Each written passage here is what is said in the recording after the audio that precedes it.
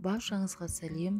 Бүгін сіздерге өзімнің жиі дайындайтын қатпарлы самсаның рецептімен бөлісемін.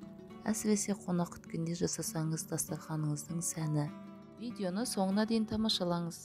Бөлме температурасына тұрған суымызға 1 шай қасық тұзымызды салып араластырып, үстіне 1 дана жұмыртқаны салып араластырамыз. 500 грамм ұнымыз 30 ас қасық ұн болады. Ұнымызды салып, жұмсақ 1 келкі қамыр елейміз. Қамырымыз осындай жұмсақ 1 келкі майда болып шығады. Бетін салафанмен жауып 20 минутқа тындырып қоямыз. Қамырымызды ұн салып отырып жұқа қылып жаямыз. Қамырымызды дөңгелек және де барлық жерінің қалыңдығы 1 келкі болып жайылуы тиіс. Сонда қатпарлы самсамыздың қалыңдығы 1 келкі болып әдемі болып шығады.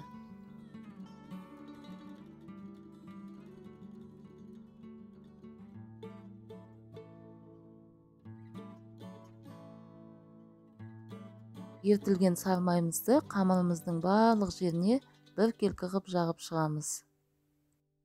Қамырымызды теңдей 4 бөлікке бөлеміз, яғни 4 бөлігінің ені де 1 келкі болуы керек.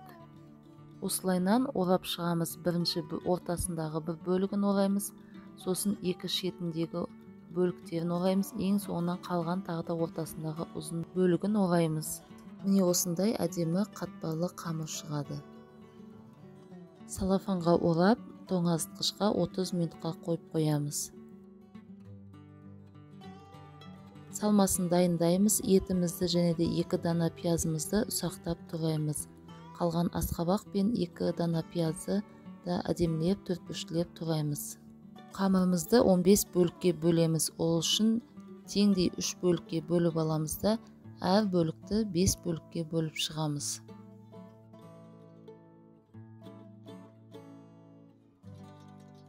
Кесілген қамырымызды ыдысымызға салып, бетін салафанмен жауып, шетке қойып қоямыз.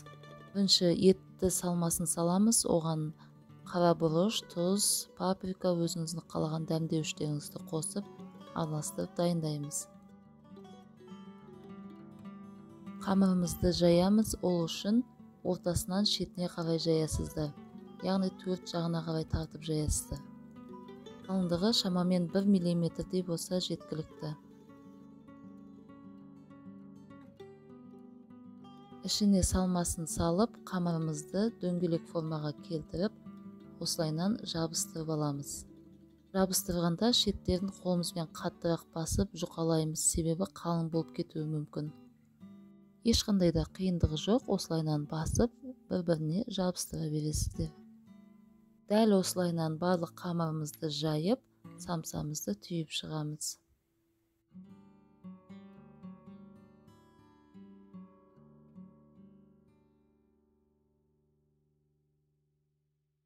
Жіптің көмегімен самсамыздың формасын гүл тәріздес қылып келтіреміз.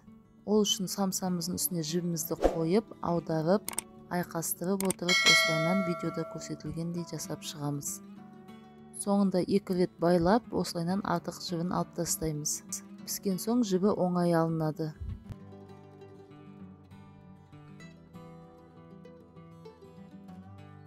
Бір дана жұмыртқаның сарыуызына 1 ас қасық сүтімізді қосып, араластырып, осылайнан бетіне 1 келкі ғып жағып шығамыз.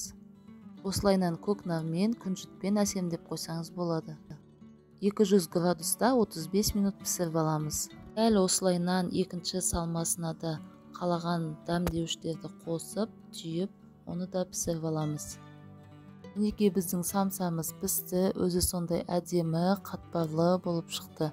Ал иісі деген тіпті керемет. Астыңғы жағында түйілген жерін пышақпен ақырын кесіп, жібін алып тастаңыз. Достар, осымен біздің қатпарлы самсамыз дайын. Міндетті түрде жасап көріңіз, ешқандай да қиындығы жоқ.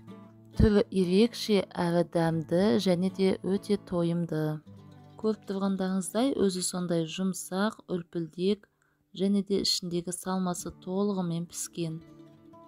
Каналымда басқа да құрамы өте қарапайым заттардан, бірақ түрі сондай ерекше тағамдардың рецепттері бар. Видеоны соңына дейін көргеніңізге рахмет. Егер ұнаса лайк басып, менің каналыма тіркеліп қойыңыз. Достарыңызбен бөлісуді ұмытпаңыз. Сау болыңыз.